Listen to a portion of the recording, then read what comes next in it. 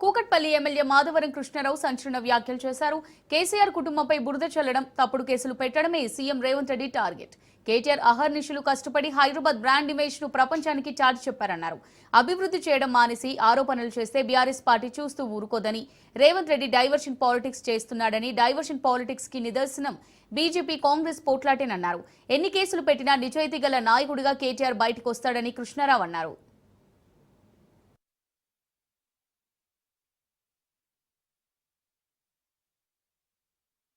Party ప్రభుత్వము కేసీఆర్ కుటుంబం మీద వాళ్ళని ఏదో రకంగా ఇబ్బంది పెట్టాలన్నటువంటి ఆలోచనతోని చేస్తున్నట్టు అనిపిస్తూ ఉంది. ఒక హైదరాబాద్ నగరాన్ని డెవలప్ చేసిన దాంట్లో కీలక పాత్ర వహించినటువంటి కేటీ రామారావు గారిని బ్రిడ్జెస్లు కానీ, అండర్ పాస్లే కానీ, వాటర్ సమస్య కానీ, కరెంటు విషయంలో కానీ ఎన్నో అభివృద్ధి కార్యక్రమాలు చేసిండు.